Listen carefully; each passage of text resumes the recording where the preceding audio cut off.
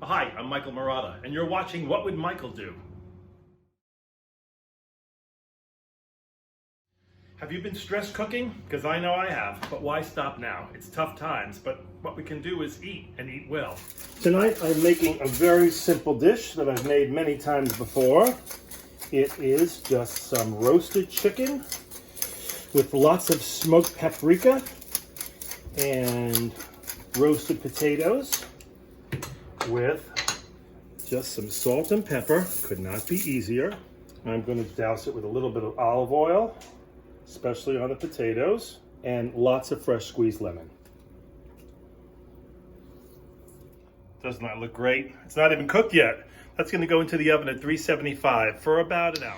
We have definitely jumped on the bandwagon for cauliflower, which I happen to love, but I normally just chop it up into small bite-sized pieces and roast it with some fresh garlic cloves and salt and pepper and maybe a little herb de Provence and call it a day.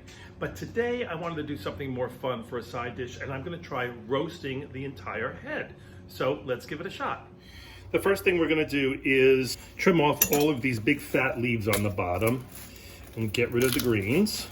And then we're going to trim that stem off so that the head of cauliflower sits flat in a Dutch oven pot. So there's my flat surface, and I know it's going to fit perfectly. I don't technically have a Dutch oven pot that's the right size. The one I have is enormous, but I have this fantastic pot which is the right size, and it doesn't have a lid. But luckily we have neighbors that do.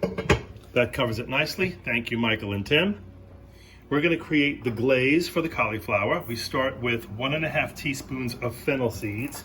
I'm going to smash them with a mortar and pestle. That smells so fragrant. Love that. To that, we're going to add 1.5 teaspoons of smoked paprika, 1.25 teaspoons of sea salt, 1/2 teaspoon of ground pepper, and 1/2 teaspoon of garlic powder.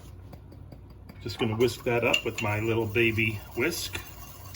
The recipe tells me to whisk in 2 tablespoons of olive oil to form a paste. Now we're going to basically spread this all over the top of our cauliflower. I'm using a little brush just to make sure it gets everywhere, except on the counter where you don't want it. And then we put on top of that the juice of 1/2 a lemon. We're going to cover that and put it in the oven at the same temperature, 275, for about 30 minutes. Okay, 30 minutes have passed. Let's take a look at our cauliflower. Oh, that looks pretty beautiful to me. The recipe says after 30 minutes, we should gather up whatever juices have formed at the bottom and baste the top. Keep it moist. We're going to pop that back in the oven for another 15 minutes. The chicken, by the way, is looking pretty scrumptious. That'll be another 15 minutes and that'll be done too. Okay, just be clear for those of you who've been asking if I'm cutting on my actual countertop. No, I use clear cutting boards, just to be clear. 15 more minutes uncovered and we've got a beautifully browned topped cauliflower. Let's cut it up. We're looking for this to be tender to the paring knife, and it feels pretty tender to me. So I am going to cut this in half. Ooh, that's so beautiful.